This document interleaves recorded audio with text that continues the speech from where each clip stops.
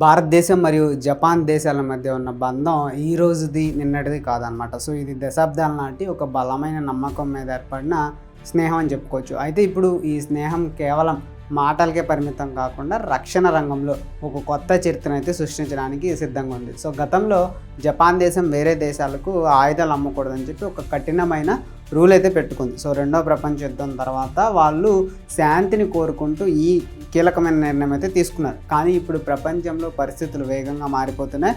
So ముఖ్యంగా China మరియు ఉత్తర Korea వంటి దేశాలు చేస్తున్న గొడవల వల్ల జపాన్ తన పాత రూల్స్ని అయితే మార్చుకోవాలని నిర్ణయించుకుంది. సో జపాన్ ప్రధానమంత్రి మరియు వారి క్యాబినెట్ వీళ్ళంతా కలిసి ఇప్పుడు ఒక కీలకమైన నిర్ణయం అయితే తీసుకున్నారు. సో అదేమిటంటే జపాన్ తయారు చేసే అత్యాధునిక యుద్ధ విమానాలు అవనివ్వండి, షిప్పులు మరియు మిస్సైళ్లను ఇక మీద తన మిత్ర దేశాలకు కూడా అమ్మవచ్చు. సో ఈ నిర్ణయం వల్ల భారతదేశానికి చాలా మేలైతే జరగబోతుంది. ఇటీవల 2026 ఏప్రిల్ నెలలో టోక్యో నగరంలో భారత ఆర్మీ మరియు జపాన్ దేశానికి చెందిన గ్రౌండ్ సెల్స్ డిఫెన్స్ ఫోర్స్ మధ్య 8వసారి చాలా ముఖ్యమైన కీలక చర్చలు అయితే జరిగాయి. సో ఈ చర్చల ప్రధాన ఉద్దేశం ఏమిటంటే రెండు దేశాల సైన్యాలు కలిసి ఎలా పనిచేయాలి మరియు ఆధునిక టెక్నాలజీని ఎలా పంచుకోవాలి అనే విషయాల మీద ఎక్కువగా డిస్కస్ చేశారు. సో ఈ మీటింగ్లో పాల్గొన్న అధికారులు అందరూ కలిసి ఒక బలమైన ఇండో పసిఫిక్ ప్రాంతాన్ని అంటే ఆ ఏరియాని నిర్మించాలని చెప్పి నిర్ణయించుకున్నారన్నమాట. సో చైనా చేస్తున్న ఆగడాలను అరికట్టడానికి ఈ రెండు దేశాల కలయిక అనేది చాలా అవసరం. సో జపాన్ దగ్గర ఉన్న టెక్నాలజీ ప్రపంచంలోనే అత్యుత్తమైనది. సో అలాంటి టెక్నాలజీ ఇండియాకి అందితే మన సైన్యం బలం కొన్ని వందల రెట్లు పెరుగుతుందని చెప్పొచ్చు. సో జపాన్ ఒక నమ్మకమైన మిత్రుడు కాబట్టి మనం వారి నుండి ఆయుధాలు తీసుకోవడం మన భద్రతకు చాలా ముఖ్యం. మనం జపాన్ నుండి తీసుకోబోయే ఆయుధాలతో మొదటి మరియు అతి ముఖ్యమైనది ఏంటంటే Izumo. So Izumo class helicopter carrier అనమాట. సో ఇది చూడడానికి సముద్రం మీద నడిచే ఒక పెద్ద ఇనుప కోట లాగా ఉంటుంది. సో దీని పొడవు సుమారు 248 మీటర్లు ఉంటుంది. సో దీని మీద నుండి చాలా హెలికాప్టర్లు ఒకేసారి ఎగిరి వెళ్ళవచ్చు. అంతేకాకుండా ఇప్పుడు దీన్ని F-35B అనే యుద్ధ విమానాలను కూడా ల్యాండ్ అయ్యేలా తయారు చేస్తున్నారు. సో భారతదేశం దగ్గర ఇప్పటికే కొన్ని ఎయిర్ క్రాఫ్ట్ క్యారియర్లు అయితే ఉన్నాయి. కానీ జపాన్ దగ్గర ఉన్న ఈ షిప్ టెక్నాలజీ మనకు దొరికితే కనుక హిందూ మహాసముద్రంలో మనల్ని ఎదిరించే వాళ్ళనే వాళ్ళు ఉండరు.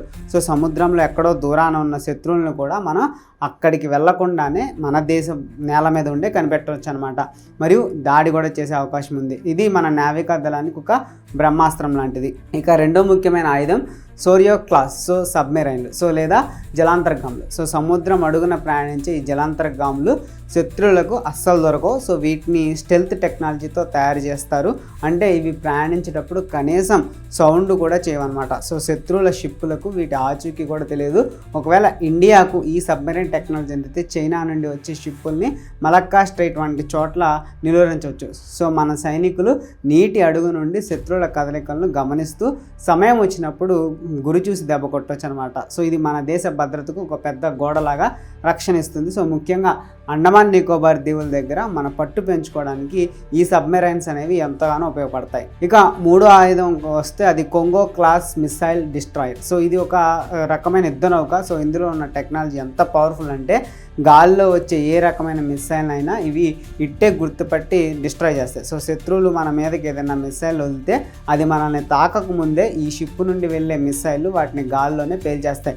చైనా వాడుతున్న హైపర్సోనిక్ మిసైల్ని ఆపడానికి ఇది ఒక గొప్ప రక్షణ కవచం లాంటిదని చెప్పుకోవచ్చు. సో మన దగ్గర ఉన్న ఇతర షిప్పులతో పాటు ఇవి కూడా చేరితే మన సముద్ర సరిహద్దులు దాటి లోపలికి రావడానికి ఎవరూ సాహసించరు. సో సముద్రం మీద శత్రువులు అక్కడికక్కడే అణిచివేయడానికి ఇది సరైన ఆయుధం అని చెప్పొచ్చు. ఇంకా నాలుగోది అడ్వాన్స్డ్ హెలికాప్టర్లు మరియు ఏవియేషన్ సిస్టమ్స్. సో లడక్ లాంటి చాలా చల్లని ప్రాంతాల్లో మరియు ఎత్తైన కొండ ప్రాంతాల మీద యుద్ధం చేయడం అనేది చాలా కష్టం.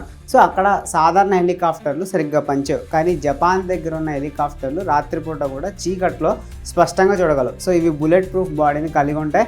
సో ఎంతటి కఠినమైన వాతావరణంలోనైనా ఇవి తమ పనిని విజయవంతంగా పూర్తి చేస్తాయి. సో మన సైనికులకు ఇలాంటి హెలికాప్టర్లు ఉంటే చైనా సరిహద్దుల్లో మనం సూపర్ పవర్గా మారే అవకాశం అయితే ఉంది. ఇక ఐదో ఆయుధం F-35 stealth fighter jet. So ఇది ప్రపంచంలోనే అత్యంత ఆధునికమైన యుద్ధ విమానం. సో ఇది రాడార్లకు దొరకకుండా శత్రువుల కోటలోకి వెళ్ళి బాంబులు వేసి రాగలదు. సో మన దగ్గర ఉన్న రఫేల్ మరియు తేజస్ విమానాలతో పాటు ఇవి కూడా మనకి తోడైతే భారత వాయుసేన అంటే ఇండియన్ ఎయిర్ ఫోర్స్ ఆకాశంలో రారాజుగా మారుతుందనడంలో ఎలాంటి సందేహం లేదు. భారత్ మరియు జపాన్ దేశాల మధ్య ఉన్న ఈ సంబంధం కేవలం ఆయుధాల కొనుగోలుతోనే ముగిసిపోదు. ఇది ఒక గొప్ప స్నేహానికి గుర్తు. సో జపాన్ ప్రజలు చాలా క్రమశిక్షణతో ఉంటారు. రెండో ప్రపంచ యుద్ధం తర్వాత వాళ్ళు తమ దేశాన్ని ఎలా గొప్పగా నిర్మించుకున్నారో, డెవలప్ చేసుకున్నారో మనందరికీ తెలుసు. సో ఇప్పుడు అదే జపాన్ మనకు అండగా ఉండడం వల్ల మన దేశానికి ఎంతో బలం అనేది చేకూరుతుంది. సో మన దేశం నుండి లక్షలాది మంది యువకులు జపాన్లో అయితే పనిచేస్తున్నారు. సో అక్కడ టెక్నాలజీని నేర్చుకుంటున్నారు అన్నమాట. సో ఈ విధంగా రెండు దేశాల మధ్య వ్యాపార మరియు సాంస్కృతిక బంధం కూడా పెరుగుతుందని చెప్పుకోవచ్చు. సో జపాన్ ఒకప్పుడు అన్నీ కోల్పోయినా మళ్ళీ ఎలా నిలబడిందో ఆ స్ఫూర్తిని మనం తీసుకోవాలి. సో ఈ రెండు దేశాలు కలిస్తే చైనా వంటి అరాచక దేశాలకు గట్టిగా బుద్ధి చెప్పొచ్చు. సో భారత్ మరియు జపాన్ కలిసి ఉంటే ఇండో పసిఫిక్ ప్రాంతంలో ఎప్పుడూ శాంతి అయితే ఉంటుంది. సో భవిష్యత్తులో ఈ స్నేహం మరింత బలపడాలని మరియు మన రక్షణ వ్యవస్థ మరింత పటిష్టం కావాలని మనమంతా కోరుకుందాం. సో జపాన్ తీసుకున్న ఈ నిర్ణయం ఏదైతే ఉందో భారతదేశానికి ఒక గొప్ప వరం లాంటిది.